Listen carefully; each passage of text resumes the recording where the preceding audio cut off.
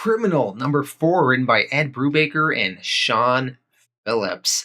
In this issue, we are learning more about Ricky Lawless, who is the son of Teague Lawless. Teague was that guy we saw back in issue 1 of Criminal, as well as you might have seen him in other books of Criminal over the years. So Teague Lawless, he's a character that we know has died at some point, died in the past, but we don't know how.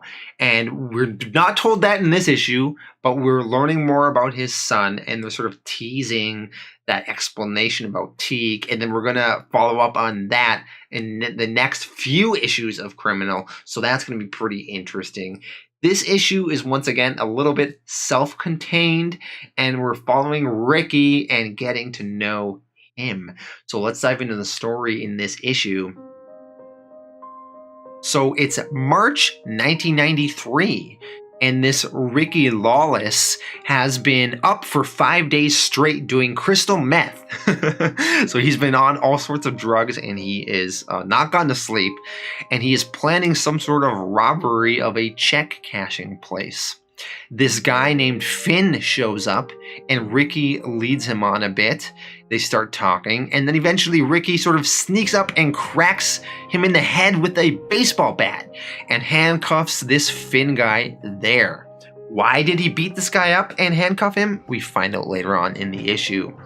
Ricky shows up at his ex-girlfriend Jen's house, and he says he's looking for his old friend Leo. So Ricky's looking for his old friend Leo, and he thinks Jen can help him out. Jen really wants nothing to do with her loser ex-boyfriend, but she ends up agreeing and trying to help Ricky look for this guy. So they go to this bar called The Undertow, which is a bar we've seen in various issues of Criminal. They show up at this bar, which Ricky is apparently banned from. He's not allowed, but he sort of keeps it on the down low and just sort of chills in the back of the bar while Jen goes and asks around with various people trying to find information on this Leo character. Now Ricky, because he's been awake for several days and he's tripping on all these drugs, he starts seeing things, he starts hallucinating a bit and seeing things that aren't really there. Rick eventually sees someone in the bar that sort of looks like his dad, who's dead at this point. And he sees his dad, go into the bathroom, and he follows this guy in there. He starts questioning the guy, but of course it's not his dad. And this guy who Ricky followed in the bathroom is kind of pissed, starts a fight with Ricky, and sort of beats the shit out of Ricky. And Ricky's sort of like bleeding in this bathroom. Eventually, Jen shows up as well as with some guy that works at the bar, and he tells Ricky and Jen to leave this bar and not come back. So they leave the bar in embarrassment, but Jen got the information Ricky was looking for. They show up at Leo's uncle's place, which is where Leo is at, and Leo's not there at the moment. So Jen leaves, and Ricky decides to wait for Leo to show up. Leo finally does show up at his uncle's place. Ricky tries to talk to him. Ricky says that he has this whole heist planned at this check cashing place, but Leo wants nothing to do with this. Leo seems really pissed at Ricky, and he doesn't seem to really like Ricky. And then Ricky goes on to explain that he's kidnapped one of the guys that apparently killed Leo's dad. So Leo's dad has also sort of died mysteriously in the past. And Ricky asks Leo, does he want to see this guy? Does he want to question this guy? Leo's kind of surprised by this. He says, why did you do this? I didn't ask you to do this, but he reluctantly agrees to go over to where Ricky has this guy held captive. Maybe he can ask him some questions, find out some information about, his dad's murder.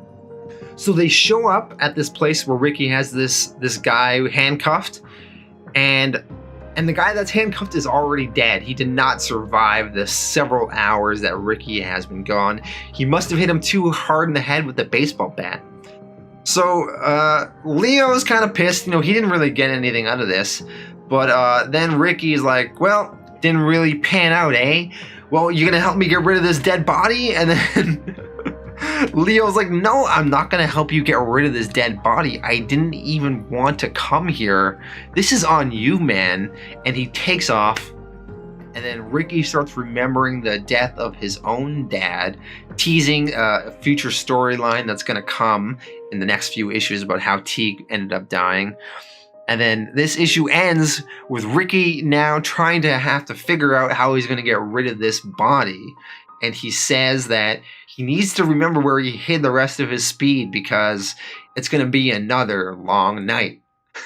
He's probably going to have to stay up for another, he's going to have to stay up for another day or two, making it like an entire week without sleep.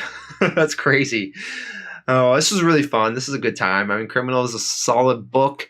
I'm really liking it. I really wish I had the time to go back and read the entire Criminal series. I would love to do that and see sort of how it plays into here. Once again, I don't think you have to. You can definitely enjoy the series without reading the past storylines, but I wish it was more fresh in my mind because I want to know how all these characters interject with each other, right?